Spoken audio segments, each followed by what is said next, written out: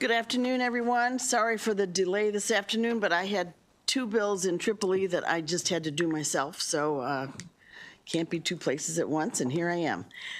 We are going to start this afternoon with Canal Place Preservation and Development Authority, and then we'll go to the Executive Department, the Governor, and then we'll have the University of Maryland, Baltimore County. So first we'll start out with Elizabeth Weibel as the Budget Analyst, and Deidre Ritchie, the Executive Director. Thank you, Madam Chair. The fiscal 2027 allowance for Canal Place is $916,000.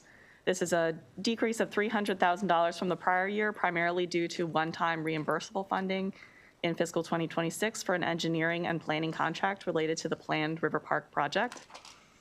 The budget bill includes about $14,000 in deficiencies for janitorial and maintenance costs, as shown on page 2. There are also PAYGO deficiencies of $1.2 million in general funds and $6 million in reimbursable funds to replace funds that were reverted in error at the end of fiscal 2025. Those PAYGO funds are not shown in the operating analysis, but they will be used for the River Park project.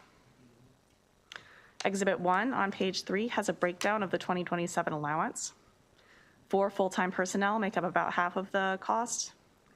Facility maintenance for the park area, including parking and historic buildings that CPPDA manages, is about 28% of the allowance.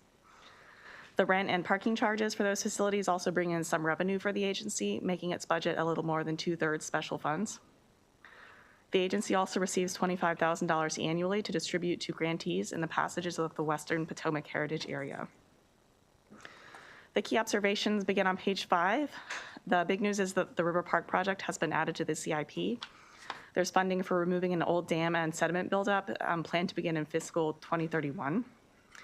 Before that, the agency will, over the next couple of years, be working to expend the PAYGO and federal funds to develop a new trail system along the river in Cumberland, as well as additional parking for visitors.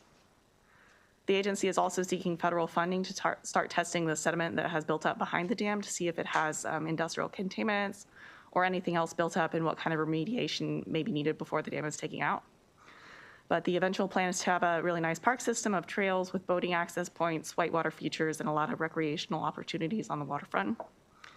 And the agency is in discussions with the City of Cumberland and some other local agencies in hopes that they will be able to handle the ongoing operating cost once all of this is built. DLS recommendation is to concur, and that is on page 7. With that, I can take any questions you have. Nice job. Thank you. Welcome. Who wants to go first? Well, I will go first. Okay. Thank you for having us. My name is Deidre Ritchie. I'm the Executive Director of Canal Place and the passages of the Western Potomac Heritage Area. We did have a nice day for you to drive down anyway, didn't we? Yeah, but not so much. We came last night. Not so much going home, though, I hear. It's already snowing up the mountains, so we'll be driving into that, but that's fine. This is worth it. Yeah.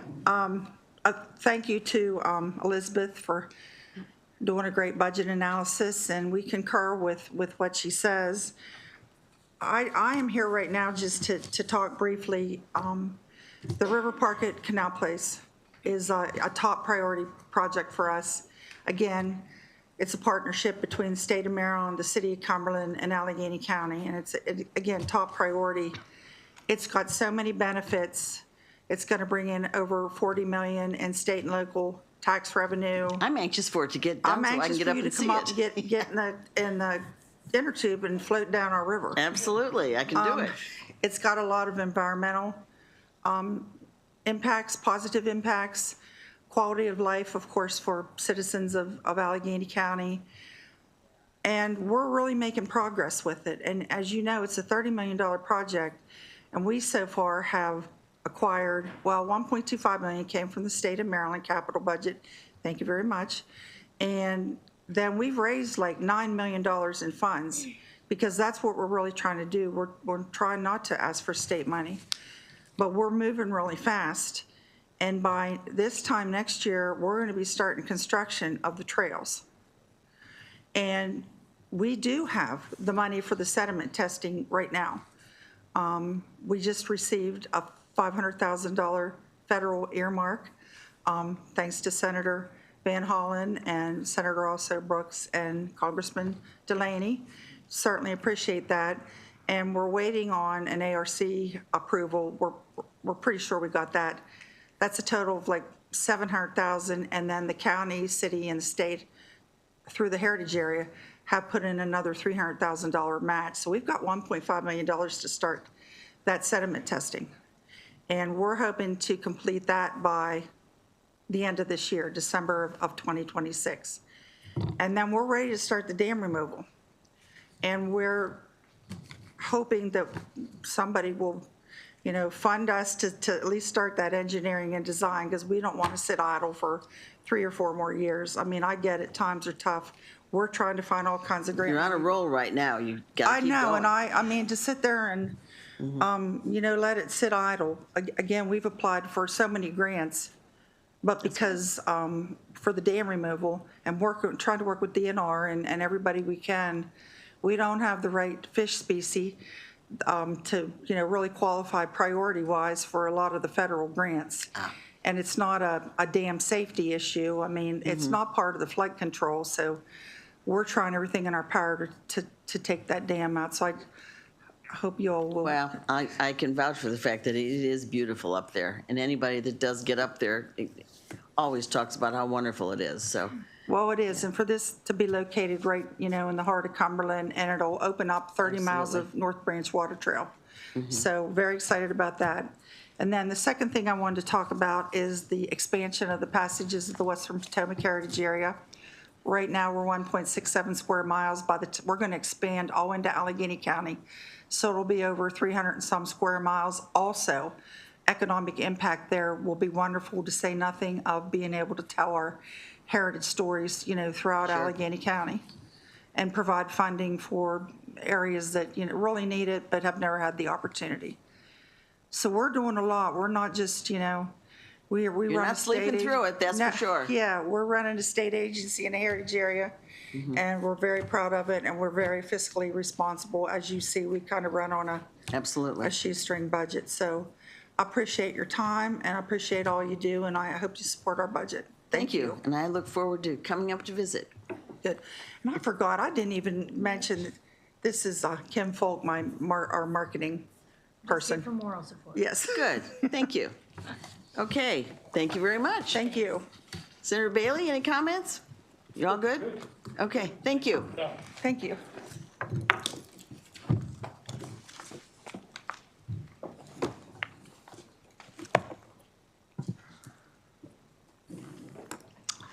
Next, we have the Executive Department of the Governor. Scott Benson is our budget analyst, and Lester Davis is here.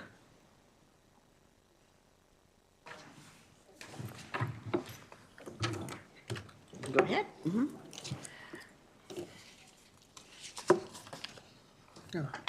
Good afternoon, Madam Chair. My name is Scott Benson, and today I'll be presenting the operating analysis for the Executive Department, Office of the Governor. As you can see in the operating budget summary on page 1, the fiscal 2027 budget increases by $2.1 million, or 9%, to $25.1 million. You can see on page 2 that there is a proposed deficiency appropriation at $77,220 in general funds to transfer a position from the Department of General Services to serve as a senior communications strategist. You can see in Exhibit 1 on page 3, the largest category of the fiscal 2027 allowance is for salaries and fringe benefits for 127 regular positions, comprising 85% or $21.2 million of the total allowance. The second largest category is for cost allocations, which comprise 5% of the allowance or $1.2 million. The remaining agency spending is split between other operating expenses. You can see in Exhibit 2 on page 4, the largest increase in the budget is due to personnel-related costs, which are largely driven by $1.7 million for 9 new regular positions. Outside of personnel costs, cost allocations increase by $130,929, while contractual personnel decreases by $94,787 due to the end of a grant from the Climate Alliance that supported a contractual position. You can see in the personnel data on page 5 that as of December 31st, 2025, the Office of the Governor had 8 vacant positions. These include 5 administrator positions and 3 executive aides. The governor's office has reportedly filled one of these positions and intends to fill the remaining positions by the end of fiscal 2026. 7 of the new positions included in the fiscal 2027 allowance are to handle the responsibilities previously handled by the Boston Consulting Group. This group was employed to support the analysis and the implementation of actions taken by the Government Modernization Initiative. These 7 new regular positions include 2 data analysts, 2 data scientists, a policy advisor, a project manager, and a director for the initiative that is being transferred from the Department of Budget and Management. The governor's office should discuss the costs of the Boston Consulting Group contract and explain the reasons for using regular positions to serve this function. In fiscal 2026, the governor's grants office began merging with the governor's federal relations office. By merging these offices, the executive department aims to improve operations and ensure that federal funds can be secured. Due to this merger, 2 currently filled regular positions are being transferred to the federal relations office in fiscal 2027, a special assistant and a deputy director of federal funds. Turning to key observations on page 6, in fiscal 2025, the Office of the Governor received funding from Bloomberg Philanthropies to create an innovation team consisting of 8 positions. This team acts as an in-house consultancy working on state priorities of childhood poverty and economic mobility by collaborating with partners and internal and external stakeholders. In fiscal 2025, the innovation team partnered with the Office of Financial Regulations within the Department of Labor to develop the team's first project, the Maryland Community Investment Venture Fund. This fund is budgeted under the Department of Labor and receives $2.5 million to provide grants to assist small business owners gain access to capital in low to moderate income communities. The project was launched in June 2025. In early fiscal 2026, the innovation team began a project analyzing various stakeholders' ability to access capital, where the team engaged over 150 different stakeholders, such as small businesses and community organizations. Work related to the Maryland Community Investment Venture Fund has also continued in fiscal 2026, with grant applications opening on December 1st, 2025, which will be awarded in calendar 2026. For the remainder of fiscal 2026, the innovation team expects to announce inaugural grant awards for partnerships between financial institutions and fintech companies of up to $50,000. Funding from Bloomberg Philanthropies decreases slightly in the fiscal 2027 allowance compared to the fiscal 2026 working appropriation, but remains at approximately $2.3 million. In fiscal 2027, the team plans to continue current projects and begin work on new projects, such as the expansion of the Maryland Community Business Compass, a website that assists child care providers and fresh food providers by connecting them with experts. Additionally, the team plans to begin investigating potential applications of artificial intelligence to improve operations. Now, as you can see in the recommended actions on page 8, the Department of Legislative Services recommends concurring with the governor's allowance. And that concludes my presentation. I can take your questions. Thank you. Great job. Welcome. Hi, Madam Chair. Happy to be here. Happy to see you.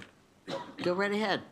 Well, Madam Chair, first want to thank you for your leadership and just a point of personal privilege over the 4 months as I've gotten started. I appreciate the several conversations we've had. You've been very generous with your advice and counsel. I appreciate it and would just ask, please keep it coming. There's a lot to learn. I enjoy working with you. Thank you. Same, likewise.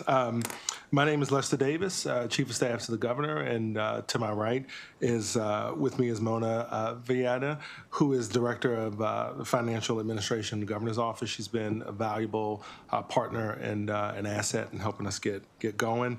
Want to extend our gratitude to our analyst, Scott Benson. Scott, thank you for your thorough analysis. You've been a wonder to work with as well, and appreciate all that you've helped us do. At this moment, and Senator, I think you and members of the committee know this more than anyone else, it is an important and impactful time to be in state government. We are stewards of the taxpayer dollars. We take that stewardship very seriously and know that we've got to be very mindful of how we're engaging and spending dollars. We typically put a test on that to say that if there's an expenditure that we're going to make, if it helps us to unlock additional capacity or dollars for the taxpayer, that's a piece that we're more than happy to make and engage in. And I think that litmus test has carried forward. Scott had some very thorough questions, I think we were able to submit some responses to that to talk with that, and certainly are happy to walk through that even more. I've got a few partners that are with me today that can dig into the details and the weeds, if the committee so chooses. But accelerating growth in industries of the future is particularly around the life sciences and cybersecurity and quantum, really the areas that I think we are in agreement that are very important and impactful. I had a really good conversation last night with our Senate President around some of the aerospace pieces and some excitement that he has around some potential partnerships between the branches, between the executive branch and the legislative branch around some of those. He had some really good ideas for our Commerce Secretary, areas that we may want to look into to unlock even more capacity and potential, and have even some ideas around some partnerships that the Senate and the House are exploring. So I think excitement and more to come. This budget request, we're also advancing government modernization. I think trying to be, again, as I said, really good stewards of the taxpayer dollar and looking to bring some key functions in-house. We really, when we look to do that, it is a bang for a buck for the taxpayer, and making sure that by bringing things in-house, the taxpayer is ultimately going to benefit. And again, happy to dig in and talk a little bit more about the cost savings that we anticipate that we'll have. But we remain focused on delivering results for Marylanders in partnership with members of the Senate and certainly, Madam Chair, with you at the forefront of that. Can I just stop you there? Yes, ma'am, please. I think this is a critical time right now that the Senate and the House and the governor need to really be working as closely together as we possibly can, and I'm all in for it. So I think the others are too. This is a good time for us to pull in together. Yes, ma'am. Thank you. Absolutely. And so our written testimony is before you, and on behalf of the governor, we want to thank DLS for their concurrence on the governor's budget allowance, and we're happy to answer any questions that this esteemed committee may have. Thank you. Senator Bailey, any questions? I don't think I do either. The presentation is great, and I think we're all good. So just stay close with us. Yes, ma'am. We will get to a balanced budget in April. Absolutely. We'll do, and appreciate your partnership, leadership, Thank and you. also advice and counsel. Absolutely. Thank you. Okay, that was easy, man. Get out quick.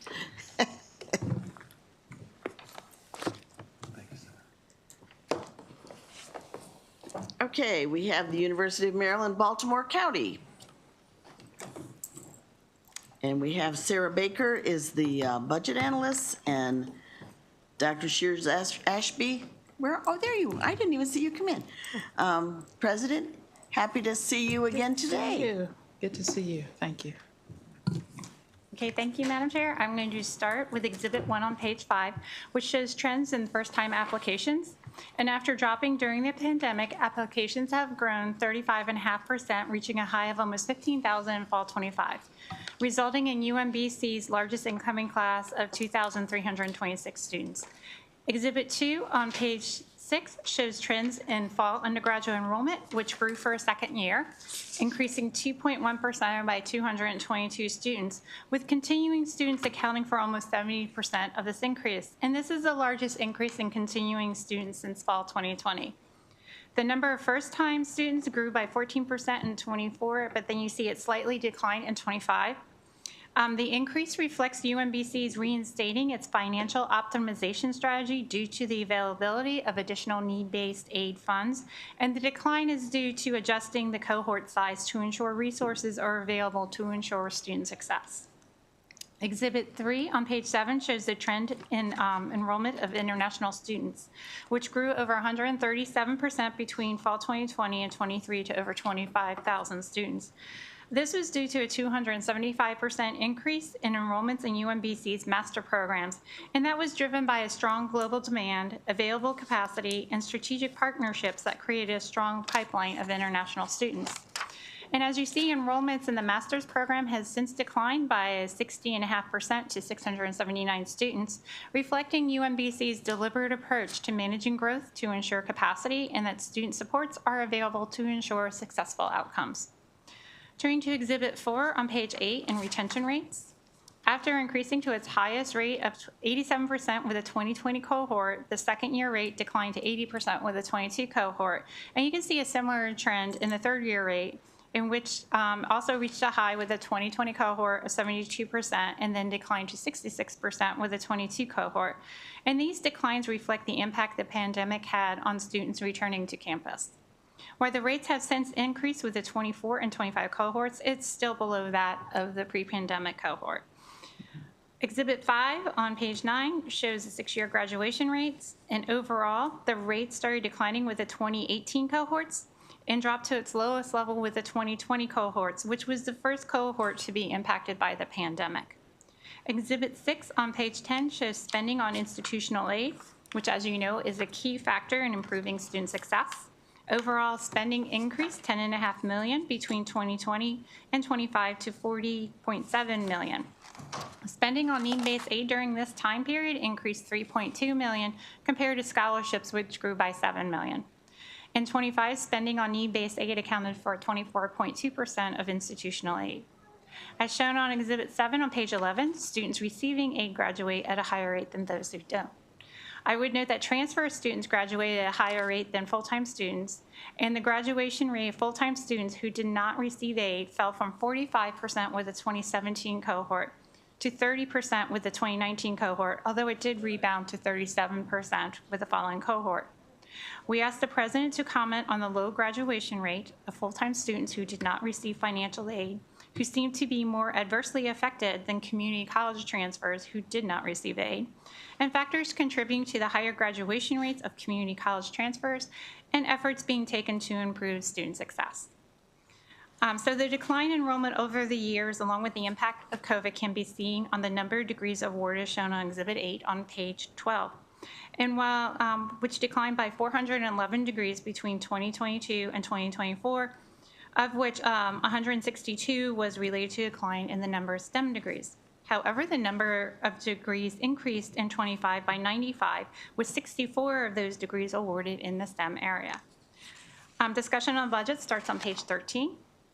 And in 26, UMBC faced an $11.8 million reduction in their appropriation, which was primarily met by eliminating 12.1 vacant positions and reducing various expenditures such as contractual service, supplies, advertising, and travel.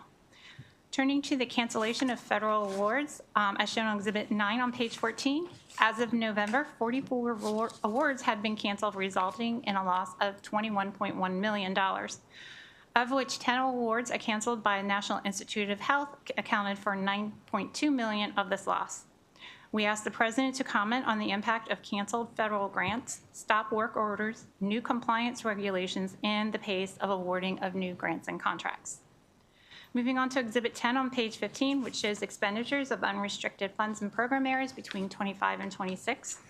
Education and general expenditures increased 1.1% or $5 million. This is mainly related to spending on instruction and increasing $10.9 million, primarily related to increasing the number of faculty positions and general salary increases. These increases are partly offset by a $4.6 million decline in research, which reflects a more conservative projection of expenditures in 26. And $4.3 million decrease in academic support reflects the realignment of the budgets with resources, such as removing long-time vacant positions. Exhibit 11 on page 17 shows a proposed budget. State funding increases 2.7% or $5.8 million in 27. Increases include $5.2 million in statewide costs, which is mainly due to health insurance, $3 million for general salary increases, and these are essentially budgeted in DBM, and about $191,000 for the opening of a new facility. These increases are partly offset by $2.6 million related to an increase in turnover expectancy. Exhibit 12 on page 18 shows funding per full-time equivalent students. And overall, state funding per FTS grew 47% between 2020 and 25 to 19,476. Most of the increase occurred from 23 to 25 due to a variety of factors, including general salary increases, restoration of the 21 BPW cost containment actions, and funding of various mandates. The recommendation is on page 20, and that is to concur with the governor's allowance. And that concludes my presentation. Nice job. Thank you. Welcome. Thank you. Thank you. Delighted to be here. So first of all, as always, I'd like to thank the governor and all of the legislature for your support of the USM and for UMBC over the years. And Easy to support. oh, I love y'all. Thank you. And I appreciate Sarah. She knows UMBC. And as I was listening, I thought that is so accurate. So I really appreciate that analysis. And also to you, Chair King, for your just continued support of me personally and leadership, but also of the university. And we thank the entire committee.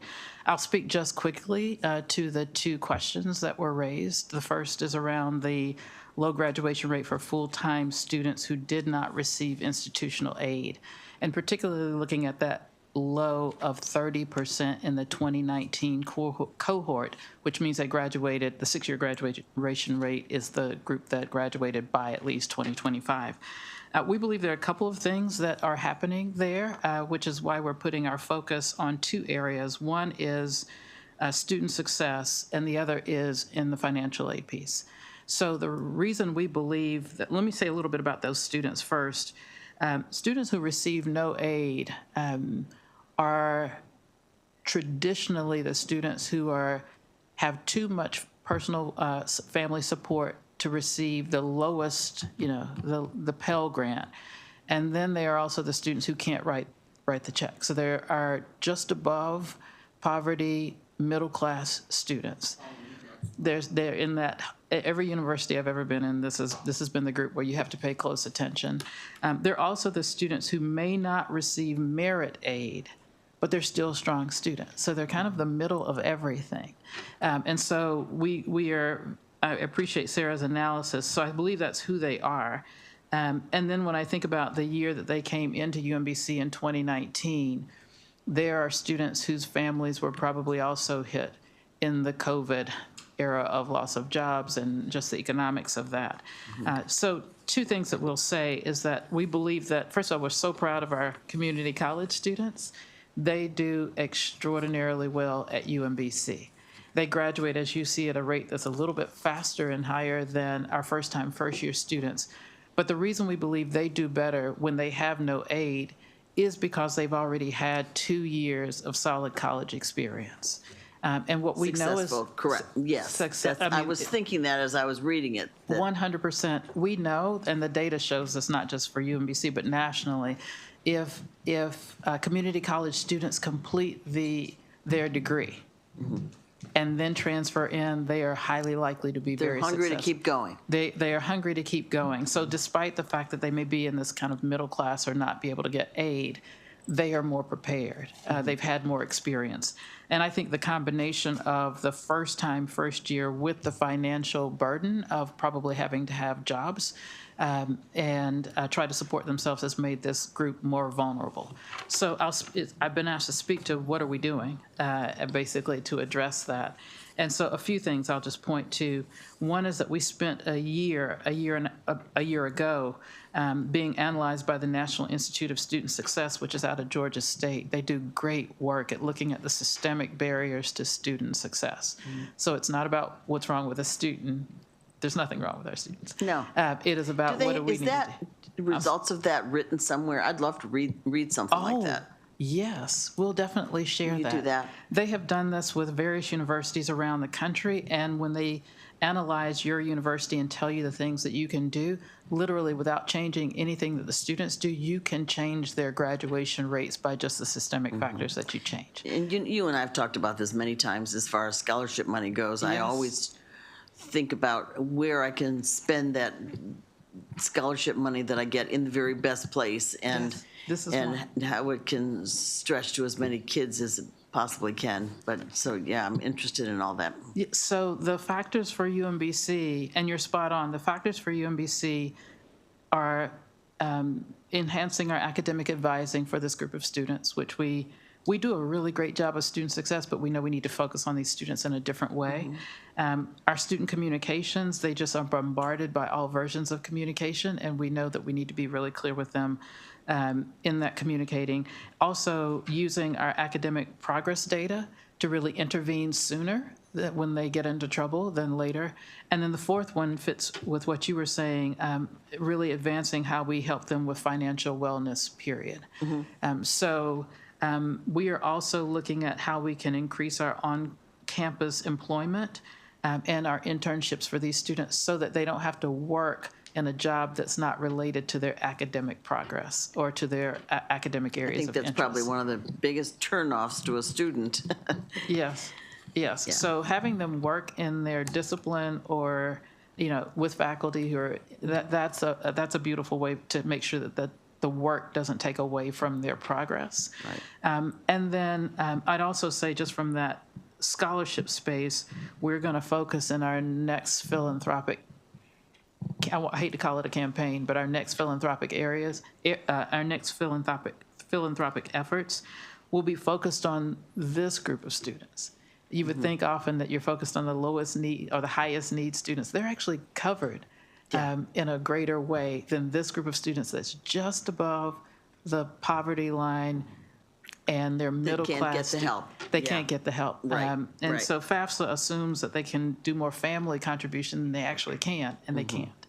So this will be our focus. So that's what we see with that. On the second question regarding I'm sorry, do you want me to go to the second question? Go right ahead. Okay. Regarding the federal aid and how it's impacting us.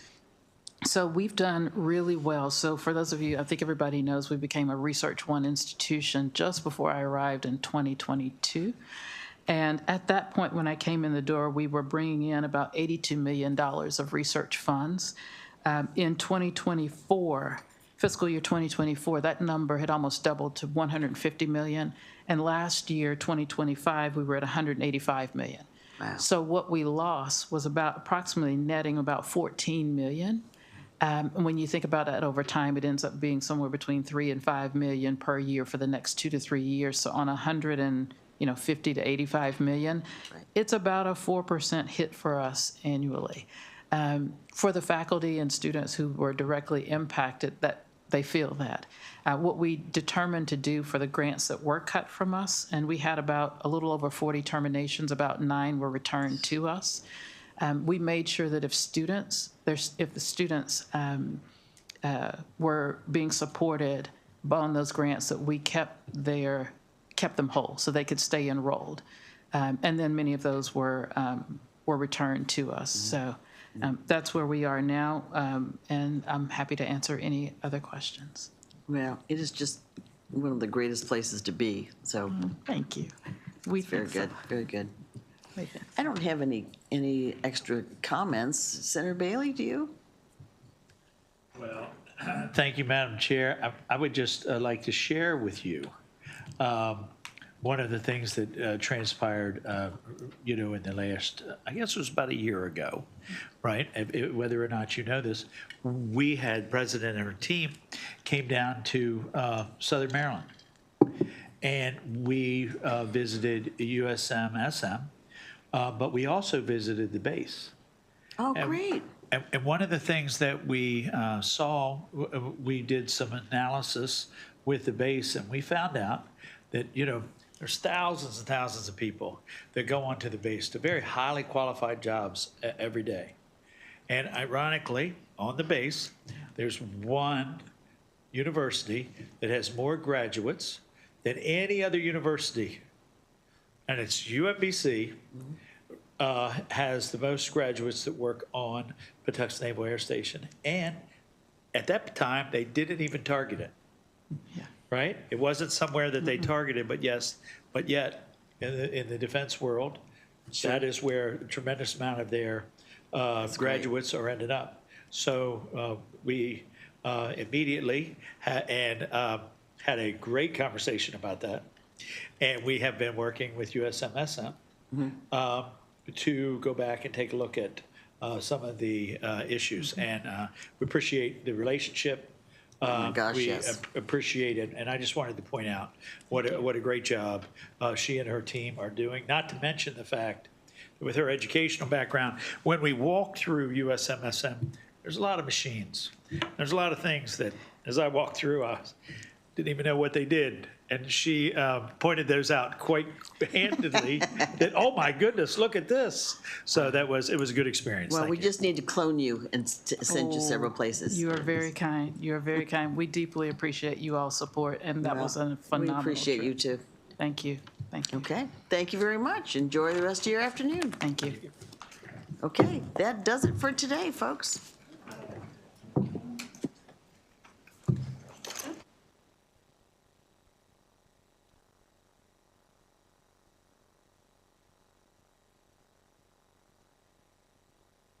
Well, come on up anyway. Sure.